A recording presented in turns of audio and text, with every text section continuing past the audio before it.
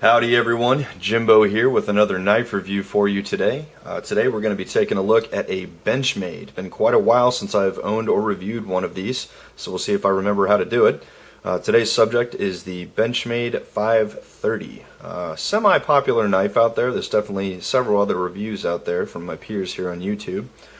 This is one that I really had my eye on for quite some time and just kept putting it off and it kept getting wrapped up in other knives and Spydercos and Kershaws and stuff and just never got around to getting it. But a couple months ago, finally decided to pull the trigger on it and get it. And to be perfectly honest, it's been in my EDC setup and rotation ever since. So let's get into the review. But first, as always, we'll go ahead and jump right into the specifications. The close length comes in at 4.17 inches. Blade length, it comes in at 3.25 inches, giving it an overall length of 7.42 inches. The weight on this guy comes in at an incredibly paltry 1.88 ounces, which is just ridiculously light, especially for a 3.25 inch blade. I have never seen or own a knife with that kind of blade length where they get the weight below 2 ounces. That's just absolutely incredible.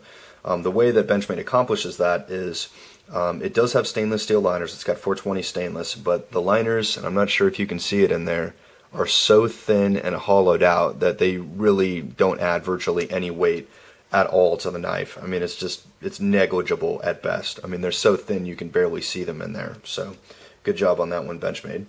Blade thickness, this thing is nearly paper thin, guys.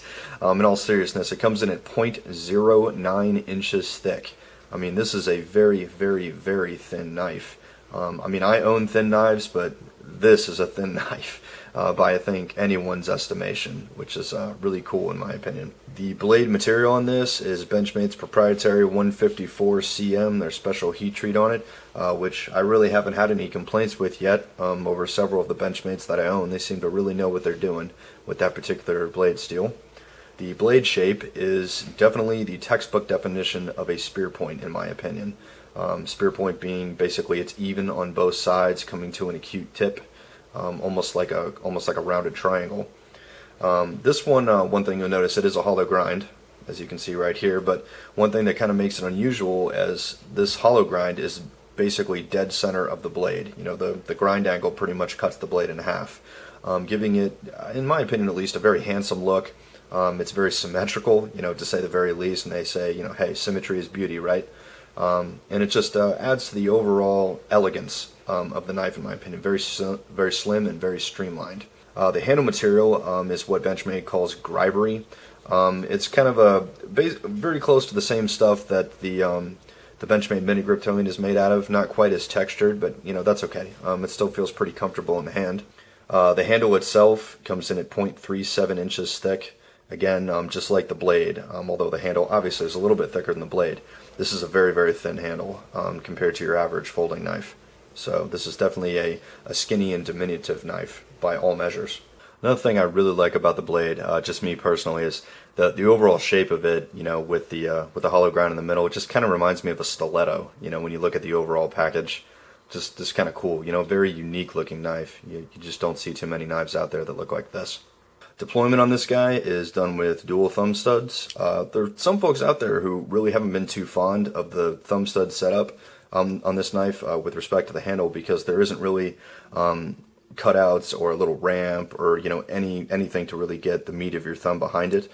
But I'll be perfectly honest with you guys, I really haven't had any trouble opening this knife ever since I got it. Maybe it's just the shape of my hands and the shape of my thumb, but I can get my thumb behind that thumb stud no problem. And get it to open without issue. Even flick it. I mean, it's just really not that hard to operate, in my opinion. I understand people are different, people's hand sizes are different, thumb sizes are different, but for me, just take it for what it's worth. I haven't had any problems with it. The locking system is, of course, Benchmade's proprietary axis lock. One thing that definitely makes this axis lock different from its brothers in the Benchmade catalog is the rivets here, I guess you could call them, on the lock itself are dimpled, where if you compare it to something like the Benchmade mini grip towing, yes, this is dimpled, but see how it has the kind of ridges. It's kind of pyramid shaped, almost like a thumb stud, whereas this is basically just one straight kind of dimple. And some folks out there have had apparently had some trouble getting the knife to close, getting a hold of the axis lock and getting the knife to close. But as you can see, guys, I'm not really having any trouble with it. It does take a little bit of getting used to. I'm kind of used to the Benchmade mini grip towing when it comes to the axis lock setup, that kind of tactile textured feeling. But once you get past that, I just really don't find it that much of a problem. I think it works. They slim this down to go with the overall form factor of the knife to keep the thing slim and streamlined. So, I can understand where Benchmade's coming from an engineering perspective, just keeping the thing as trim and clean as possible. Blade centering on this guy, I don't know what to call that other than dead center. So absolutely outstanding job on that, Benchmade. Pocket clip, it is tip up only, left and right. It's Benchmade's standard arrow style pocket clip. A little bit different from the one on the Benchmade Mini Kryptonian, just for example. But they use this on many other Benchmade models. You do have a very generous lanyard hole that I have no doubt you could get 550 through there if you would care to put a lanyard on this guy. It does have a little bit of jimping, not so much on the blade itself, but on the back side here. Not really all that functional in my opinion, but given the overall dimensions and the style of knife that it is, I really don't think jimping is necessary at all. I mean, if they had left it off there, I really wouldn't be complaining at all. I just don't feel it's necessary.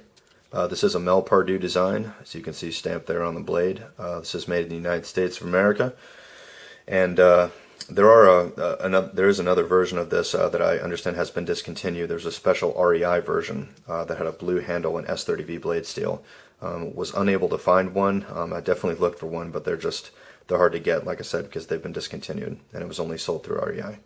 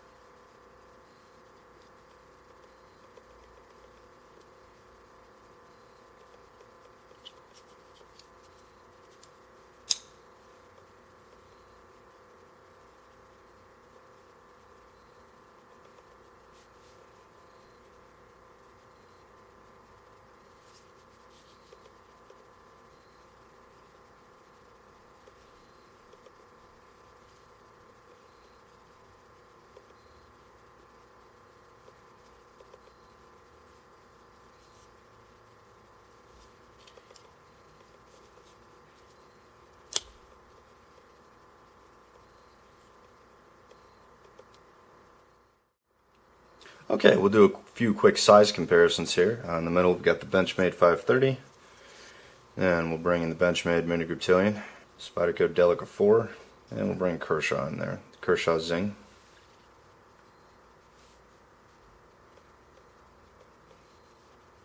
Alright, we'll get into the pocket carry here. And again, this is Benchmade's standard arrow style pocket clip.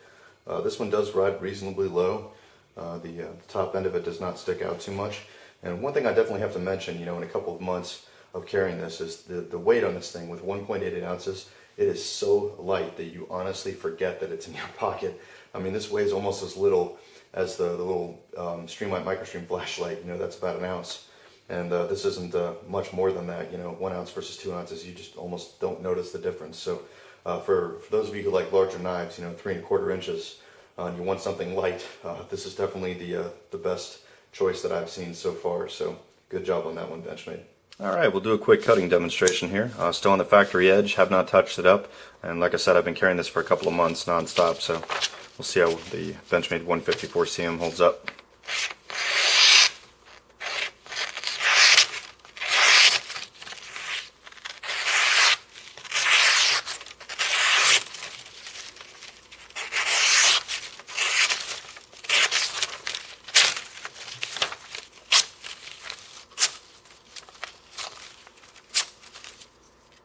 Pretty good job. Bottom line on the Benchmade 530, spectacular job, Benchmade. You've really done what I've always hoped a knife company would do, is make a medium to large size folder, 3¼ inch blade, and not make it weigh a ton. It's 1.88 ounces, man. I mean, even a smaller knife. I have knives that are half this size, aren't that light. So they've really proven one thing ultimately, in my opinion, is that you can have a bigger size blade without having to have, a big brick in your pocket, which is one of those things that I just can't stand in an EDC knife. I like it light, I like it compact, I like it slim, and ultimately I just want to forget that it's in my pocket, more or less. To me, that's one of the things I look for in an EDC knife. Price point on this guy is $75, so it's a little bit more than the Benchmade Mini Grip today. You're paying for the same blade steel, 154 cm, not that's a bad thing. But you do get a slightly larger knife. That's a 2.91 inch blade, this is 3¼ inch. So you do get a little bit more for your money, and given what they've done, with basically just, taking a medium-sized folder and just shrinking the weight to virtually nothing, I think 70 to 75 bucks is right on the money. I do not feel that that's overpriced whatsoever. The quality control on it, as always, with all the Benchmates that I have, top notch. Can't go wrong with the axis lock for, basic EDC knives. That's got to be my favorite locking system. It's just simple, effective, and it works. I can definitely give this one the Mr. Jumbo Fox recommendation. For somebody out there who's looking for a slightly higher price knife, slightly above the median, but without breaking the bank, and just want something that's a little bit step up from the basic, Kershaws, or even the fundamental Spydercos and stuff like that, without breaking the bank. Kind of that nice happy medium between budget knife and luxury knife, as I like to call it. So again, definitely check this one out. If you're in the market for a slightly larger knife, but you don't want to pay the weight price, give this one a go. I don't think you'll be disappointed. Thank you everyone so much for taking the time to watch this review. I hope you have found it informative and entertaining. For all the best knives, gear, flashlights, you name it, go ahead and check out www.whitemountainknives.com, and be sure and enter discount code MJF to get 10% off your order, and it is free shipping inside the United States. Again, thanks everyone so much for watching, and I'll see you next time.